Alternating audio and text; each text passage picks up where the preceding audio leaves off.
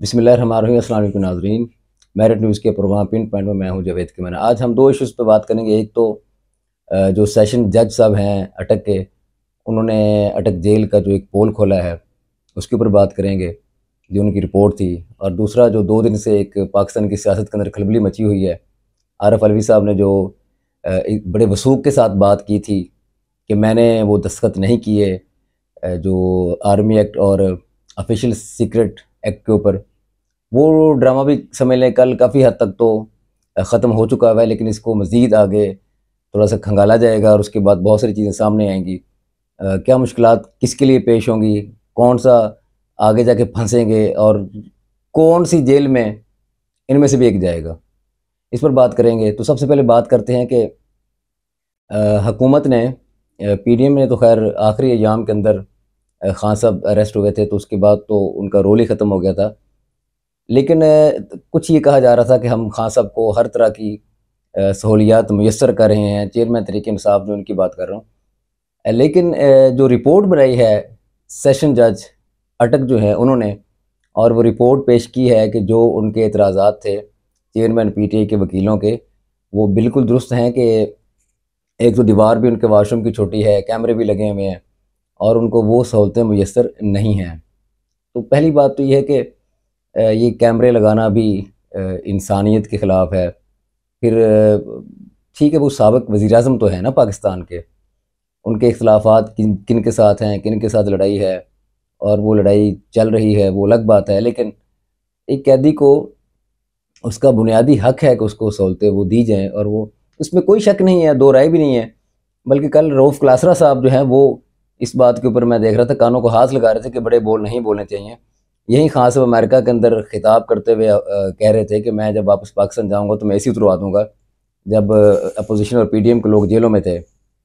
आज खान साहब के वकला ख़ुद यही मुतालबा कर रहे हैं कि जी एसी भी मुहैया किया जाए। तो अल्लाह ताला से वो बड़े कानों को हाथ लगा कर रहे थे कि अल्लाह ताला डरना चाहिए और ये बड़े बोल नहीं बोलना चाहिए। तो खान साहब ने भी जितनी ज़्यादतियाँ और जुल्म किया माजी के अंदर, वो बिल्कुल एक घूम कर उनके सामने आ गया हुआ है।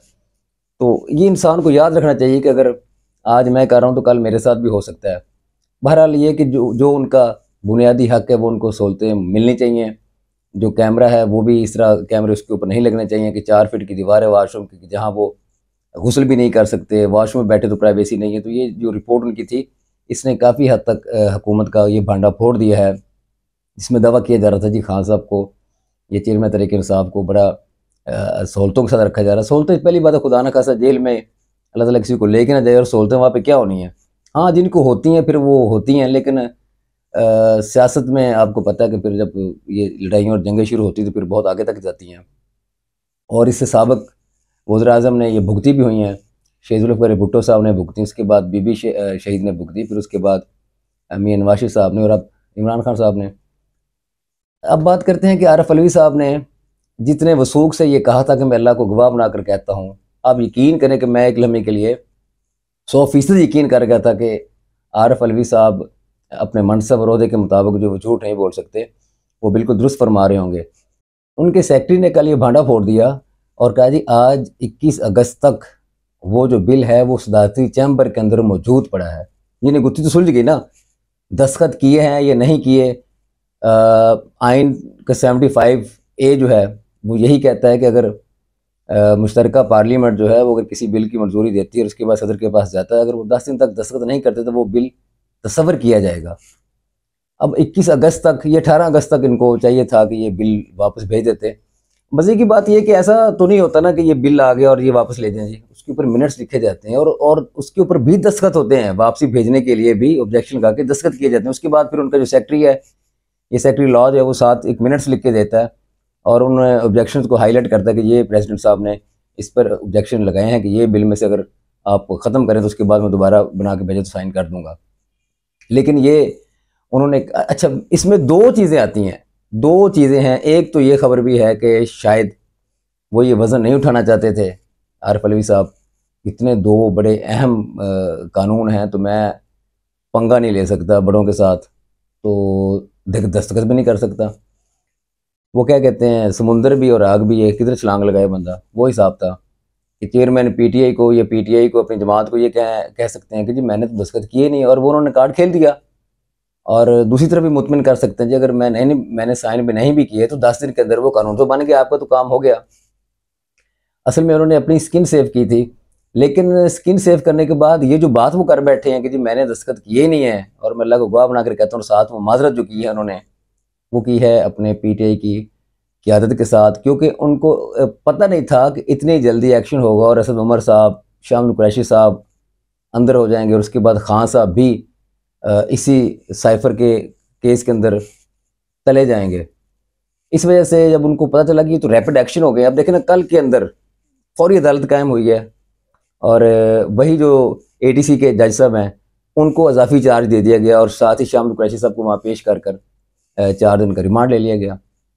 मतलब आहिस्ता आहिस्ता सारे उधर ही जाएंगे, असद उमर साहब भी, उसके बाद खान साहब भी अल्टीमेटली।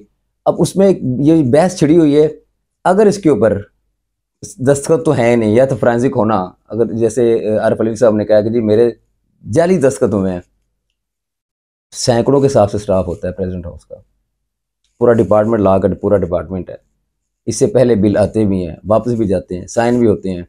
आइन तो बड़ा वाज़ह था, लेकिन आइन को क्या पता था, या आइन बनाने वालों को कल कोई ऐसा भी हो सकता है कि सदर जो है वो इस तरह तक झूठ से काम लेके, फ्रॉड से काम लेके, अपनी जमात को भी मुतमिन करके, और कोशिश कर सकते हैं कि जाते जाते मेरे 2-3 हफ्ते रह गए हैं, मैं गालबन 8 सितंबर को मेरा ख्याल है कि ये अपने आइनी उहदा इनका ख़त्म हो जाएगा। उसके बाद इनके लिए बड़ी मुश्किलात पैदा हो जाएंगी, बहुत ज़्यादा मुश्किलात होंगी, क्योंकि ये जाते हुए जो उन्होंने ये काम कर दिया है, ये इनके गले पड़ जाएगा। ये मैं आपको बता रहा हूँ कि ये आरिफ अलवी साहब के गले पड़ जाएगा। और अगर जैसे उनके सेक्रेटरी ने कहा कि जी सुप्रीम कोर्ट जो है इसका कमीशन बना दे, जहाँ इसकी तहकीक करनी है वो करे, एक तहकीकाती कमीशन बनाया जाए, मैं साबित करता हूँ एविडेंस के साथ कि वो अभी भी वहाँ पे पड़े हुए हैं। ना हमें कहा गया कि ये वापस कर दो, ना उस पर ऑब्जेक्शन लगा के साइन किए गए। साइन तो किए नहीं ना, इस पे हो गए जी, साइन हो गए और कानून का हिस्सा बन गया है। यहाँ तक आरिफ अलवी साहब की बात दुरुस्त थी, लेकिन उन्होंने अपने पास इसको रखा। क्यों रखा? वापस भी नहीं किया, ऑब्जेक्शन भी नहीं गया, साइन भी नहीं किए, और अपने पास रख लिया, और 10 दिन का जब टाइम बाद हुआ तो ऑटोमेटिकली कानून का हिस्सा बन गया, और उधर से साथ ही एक्शन शुरू हो गया। एक्शन ऐसे स्पीड के साथ वक्त जो इनकी तवक्को भी नहीं थी। अब ये कि कल सुप्रीम कोर्ट ने भी उस केस को पिक कर लिया है, जो खान साहब का तोशाखाना का केस था। बात यह है कि जी ये एक आखिरी कोशिश है कि 1 सितंबर के पहले हफ्ते में जा रहा है, दूसरा सितंबर के दूसरे हफ्ते में जा रहा है। वो जाते जाते कि इखलाकी कोशिश करने लगे हैं कि हम इसी तरीके से कैदी नंबर 804 को वहाँ से कोई रिलीफ दे दें, लेकिन पॉसिबल नहीं है, बिल्कुल पॉसिबल नहीं है। 7 मुकदमात में पहले ज़मानत खारिज हुई थी, 3 मुकदमात में बाद में खारिज हुई थी। खान साहब खुद फरमाते थे कि 250 के करीब मुकदमात हैं, उसमें काफ़ी में ज़मानत खारिज होती जा रही है, और इस वक्त साइफर के अंदर उनकी गिरफ्तारी पड़ चुकी हुई है। अगर इसको वो मुतनाज़ बनाने की कोशिश भी करते हैं, ये 2 फरीक जो सितंबर के पहले हफ्ते में जा रहा है और दूसरे हफ्ते में जा रहा है, अगर ये मुतनाज़ बनाने की कोशिश करते भी हैं, तब भी जाकर उनके पास इतने मुकदमे हैं कि जिसके अंदर वो इनकी गिरफ्तारी डालकर सितंबर का दूसरा हफ्ता गुजार देंगे, और उसके बाद फिर ये दोबारा मामला उठाया जाएगा जब चीफ जस्टिस काजी फाजिसा आ जाएंगे, और मामला ख़राब होते नजर आ जाएंगे। सर ये जो भी मर्ज़ी कर लें, जो मर्ज़ी कर लें, ये पॉसिबल नहीं है कि कैदी नंबर 804 को कोई रिलीफ दे दें, बल्कि इस तरह के काम करने से ये दोनों जो आईनी ओहदे पे लोग बैठे हुए हैं, सरबराहान जो चंद दिनों में जाने वाले हैं, ये मुस्तकबिल के अंदर अपने लिए बहुत सारे मसाइल खड़े करेंगे। अगले प्रोग्राम तक के लिए इजाज़त दीजिए। अल्लाह हाफिज़।